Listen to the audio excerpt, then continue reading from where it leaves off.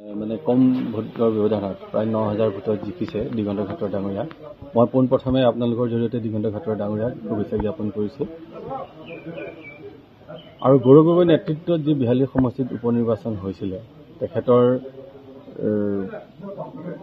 বলিষ্ঠ নেতৃত্বৰ কাৰণে আগতে যিমানখিনি ব্যৱধানত বিজেপি জিকে তাৰ যথেষ্ট হ্ৰাস হ'ল।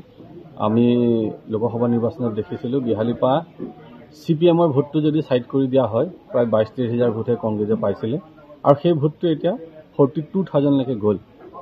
গতিকে এয়া নিশ্চয় গৌৰৱ গগৈ ডাঙৰীয়াক বিহালীবাসী ৰাইজে ভাল পোৱা এটা উকমুকনি। গতিকে এই নিৰ্বাচন যদি সাধাৰণ নিৰ্বাচন হোৱা হ'লে নিশ্চয় জাতীয় কংগ্ৰেছ দল জিকিলেহেঁতেন। এইটো যিহেতু উপ নিৰ্বাচন, বহুকেইজন মন্ত্ৰী বিধায়ক আহি এই সমষ্টিত আছিলেহি, মুখ্যমন্ত্ৰী আহিছিলে, প্ৰাক্তন মুখ্যমন্ত্ৰী আহিছিলে, সেই সকলোখিনি চাইহে তেখেতসকলে ৯,০০০ অৰ্থাৎ আৰু ৫,০০০ ভোট আমি পোৱা হ'লে হয়তো তেখেতসকলে হাৰিলেহেঁতেন।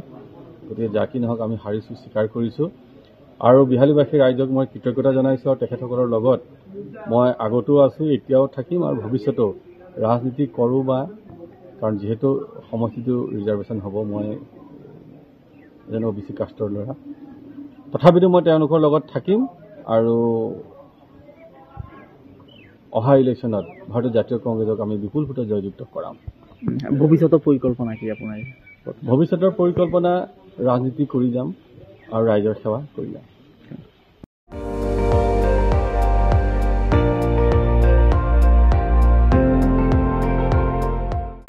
আপুনি চাই আছে ND24, সৰ্বশ্ৰেষ্ঠ নহয় সৰ্বোত্তমৰ দৌৰ।